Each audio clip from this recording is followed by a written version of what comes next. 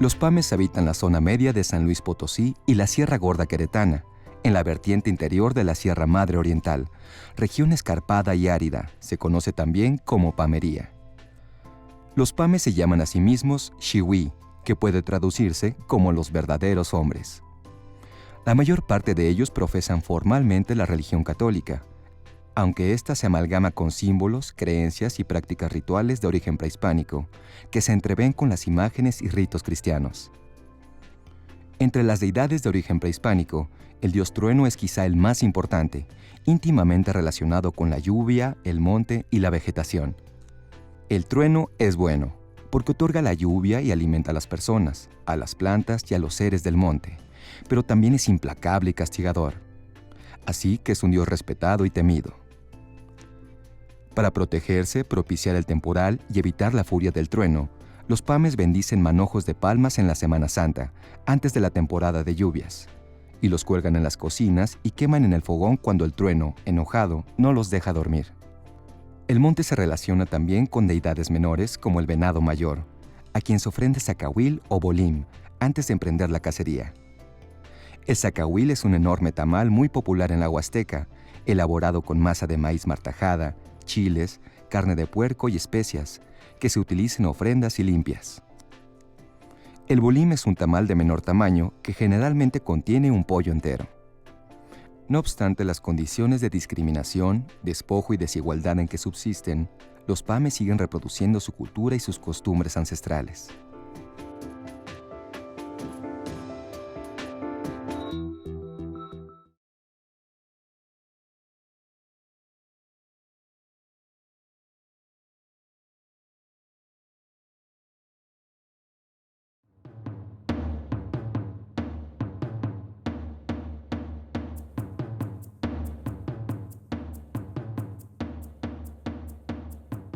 En la historia tenemos que señalar algunos hitos que son muy importantes para la cultura y puede decirse que nuestros antepasados en esta parte del continente americano tienen una gran transformación histórica a partir de la domesticación de algunos productos vegetales que van a constituir la base de la dieta en épocas posteriores. Con el tiempo, estos hombres que domesticaron estas plantas empezaron a depender en una forma mucho mayor de las plantas que cultivaban que de lo que recolectaban y cazaban.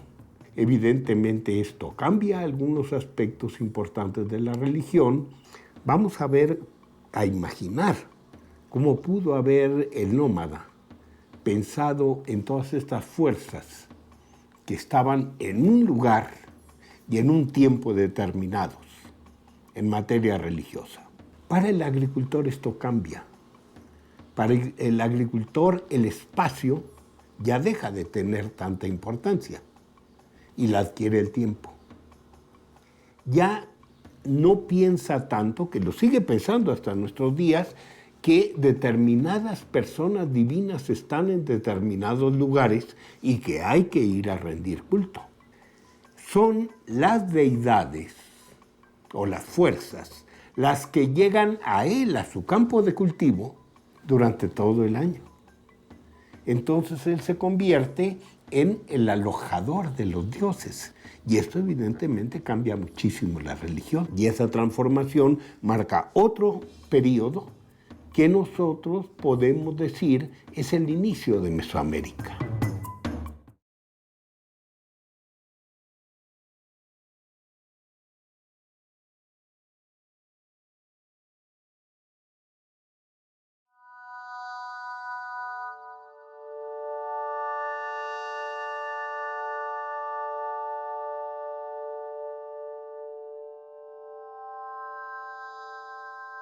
Muy bien, a mí me gustaría si pudiéramos reflexionar un poco sobre qué habría de común en las religiosidades indígenas o de nuestros pueblos originarios y de singular.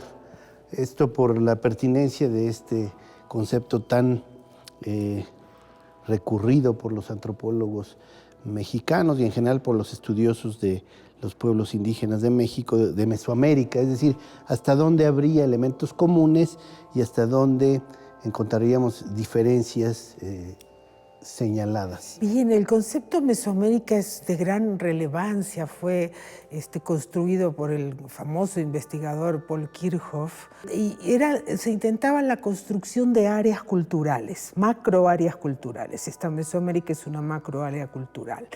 ¿En base a qué? En base a un recuento de ausencias y presencias de rasgos culturales específicos determinados. Pero ¿sobre la base de qué se hacía esta selección de elementos? Sobre la base de colecciones museográficas, arqueológicas y etnográficas, que muchas veces estaban un poco descontextualizados estos rasgos culturales en cuanto a la temporalidad y a la espacialidad. Entonces resultaban áreas homogéneas, unitarias en base a presencia y ausencia de rasgos que a veces no tenían estrictamente que ver con lo que sucedía en el terreno, en la propia sociedad. Era un tipo ideal esta construcción. Sin embargo, no se le ha dado ese carácter de tipo ideal a la construcción, sino que se ha pensado que tiene una realidad concreta, una realidad empírica, que la encontramos funcionando. Entonces, aquí nos encontramos con un problema, una fuerte discusión que existe entre antropólogos, historiadores, etnohistoriadores sobre el valor del término Mesoamérica, del concepto Mesoamérica así planteado como estas áreas de elementos comunes, ¿no? Y cuando se habla desde la arqueología, yo eso no podría decir, tal vez sí tiene un gran valor, cuando se lo compara con Aridoamérica, por ejemplo, tal vez tenga un valor Mesoamérica. El problema más bien viene cuando lo queremos trasladar a la etnografía. ¿Qué es lo que se piensa? Que las culturas indígenas actuales son variaciones de aquella cultura mesoamericana. Especulativamente se hacen llegar elementos culturales así desagregados desde el pasado hasta el presente y se buscan la existencia o no existencia de esos elementos en el presente. Ahí se establece entonces la relación y vinculación entre aquel pasado prehispánico y los pueblos originarios. Y sí hay un legado prehispánico que viene desde el pasado hasta el presente y que lo encontramos todavía en los pueblos indígenas. Por ejemplo, esa misma noción de cardinalidad. Los 4 puntos y el centro, en la manera en cómo se concibe el cosmos, es algo que ha llegado desde aquella tradición prehispánica. Por ejemplo, la montaña sagrada, el concepto de montaña sagrada como montaña de bastimentos, el lugar donde moran los antepasados y las entidades extrahumanas, también llega desde aquel legado prehispánico. Y al mismo tiempo hay una singularidad cultural, una diferencia cultural de cada uno de los grupos etnolingüísticos contemporáneos. Hay algo, un conjunto de cosas que permiten, por ejemplo, saber que este pueblo son los chatinos y que este pueblo son los chinantecos, tienen una conformación particular. Claro, incluso dentro del mismo grupo lingüístico, por ejemplo, entre los otomíes de Querétaro vamos a encontrar diferencias muy notables en la religiosidad, en la ritualidad y en general en los elementos que articulan la memoria mitológica de los pueblos del semidesierto o de la gente que vive en el sur, en Amealco, condiciones históricas distintas, apelaciones, por ejemplo, por el lado del semidesierto muy intensas a los antepasados chichimecos. Y sin embargo, es interesante cómo sí existen una serie de elementos en común. Este tema de los 4 rumbos es muy claro. En las peregrinaciones a los cerros sagrados en el semidesierto, cómo hay que bendecir a los 4 rumbos y definir el centro. También sería interesante que pudiéramos reconocer cómo en la religiosidad de nuestros pueblos originarios, a diferencia de la civilización occidental en donde parecería que la religión está totalmente separada de la vida económica, aquí hay una estrecha vinculación entre la vida material, la producción, la agricultura, la vida cotidiana y la religión.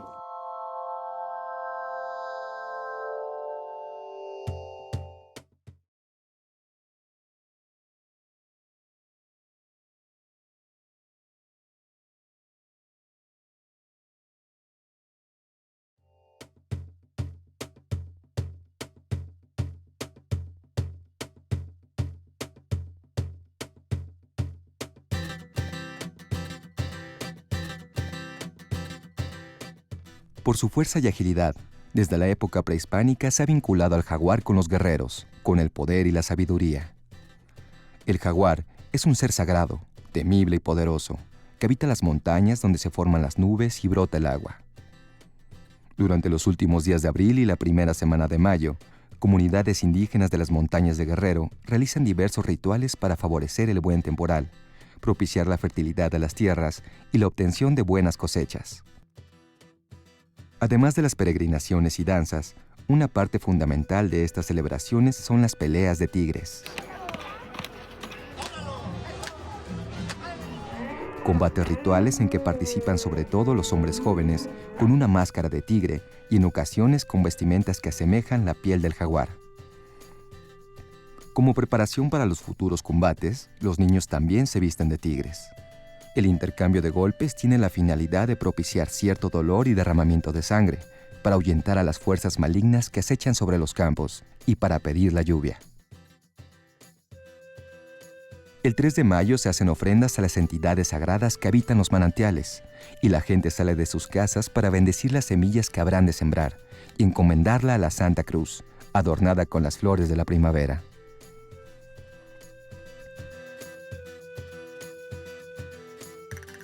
En la pelea final los tigres danzan y ahora en vez de los puños, utilizan mazos elaborados con mecate, culminando así este ritual de sacrificio que se ofrece cada año para que las lluvias bendigan a la tierra.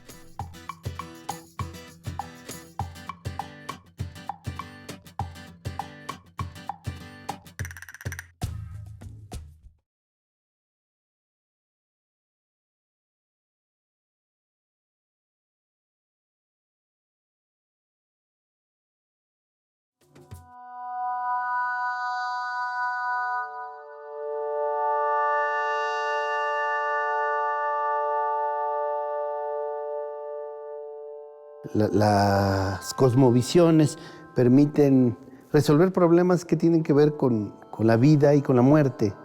Hay una intensidad de nociones y prácticas rituales alrededor de la relación entre los vivos y los muertos. Sí. Eso es muy claro, por ejemplo, en el caso de los otomíes, todo el tema de las capillas, oratorio que tienen ellos para mantener una relación pues, prácticamente cotidiana con los difuntos y particularmente con los antepasados, y ellos siguen perteneciendo a los grupos familiares.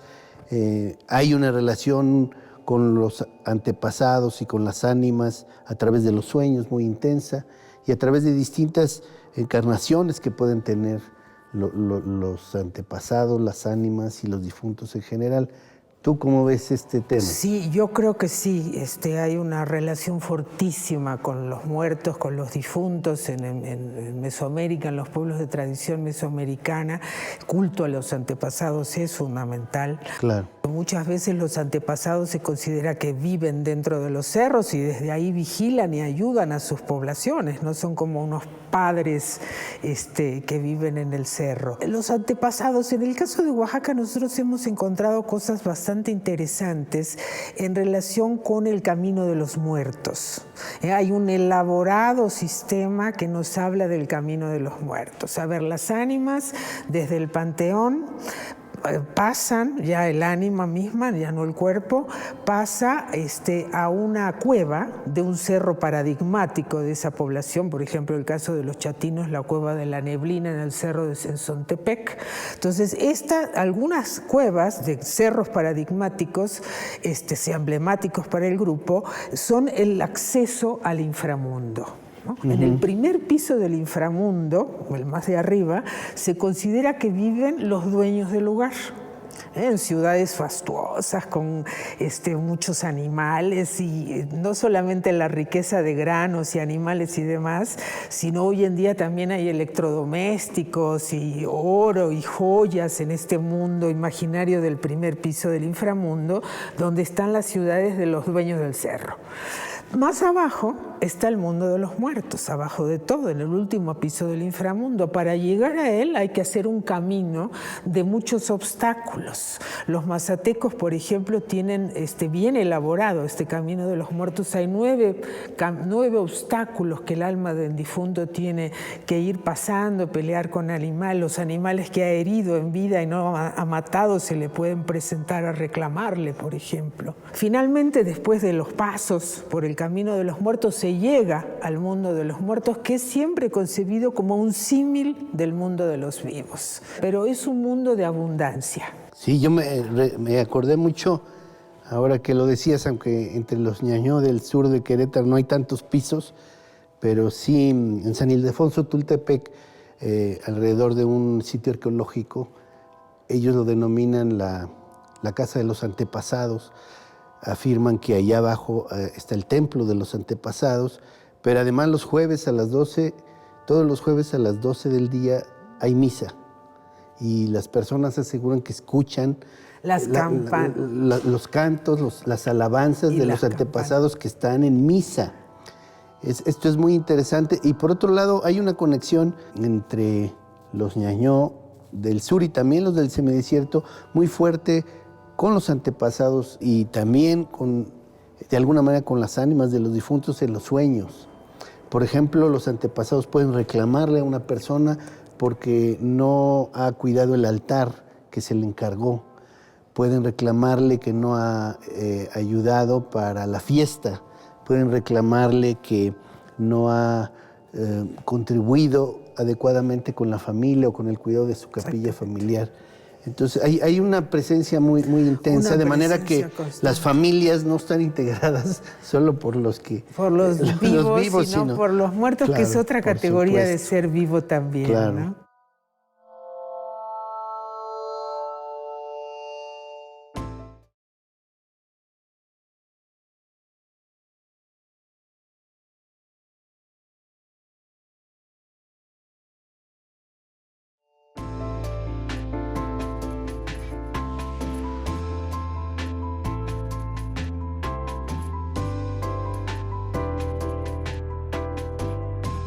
La Santa Muerte forma parte de una religiosidad que se ha extendido en las últimas décadas y resulta de una mezcla de diferentes concepciones religiosas, en que se entreveran nociones de inspiración prehispánica con elementos del pensamiento cristiano medieval europeo.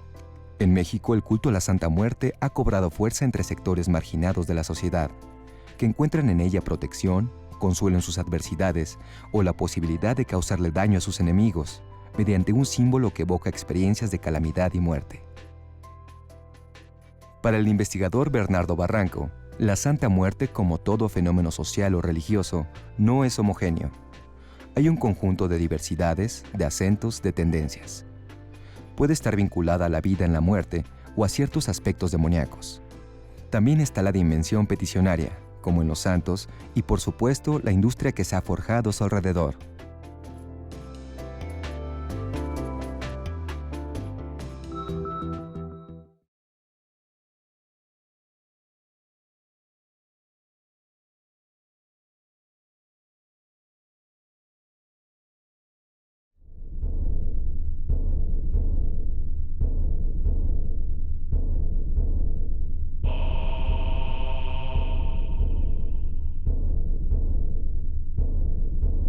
Las prácticas curativas son inherentes a todos los grupos humanos, que se dotan de una idea del cuerpo y de la salud, de los males y sus tratamientos. Los pueblos indígenas de México tienen nociones y prácticas terapéuticas en que se combinan saberes y creencias ancestrales con la adquisición de conocimientos farmacológicos y clínicos, que provienen de las prácticas médicas dominantes. Así, además de los recursos de la medicina moderna, los pueblos indígenas han desarrollado una medicina tradicional sustentada en 2 pilares, la herbolaria y la terapéutica ritual o chamánica. Frecuentemente, el tratamiento de ciertas enfermedades está a cargo de un chamán o curandero, cuya capacidad de curar deviene de un don que ha recibido de fuerzas extranaturales y que se manifiesta a través de los sueños o mediante un proceso de iniciación, obtenido gracias a un maestro, una revelación o por herencia familiar. Existen ciertos padecimientos que pueden ser atendidos con la herbolaria tradicional que dominan algunas mujeres o viejos de la familia. Pero hay otros males o padecimientos que son causados por fuerzas invisibles, entidades espirituales o causas metanaturales, y que requieren la intervención de agentes capaces de conectarse con realidades ocultas o con otros planos de la existencia, como el mal de ojo, el susto o un embrujo a consecuencia de un hechizo. Solo el curandero, el rezandero o el chamán pueden conectarse con estas realidades mediante alabanzas, limpias, tratamientos mágicos u ofrendas a los santos o a los antepasados.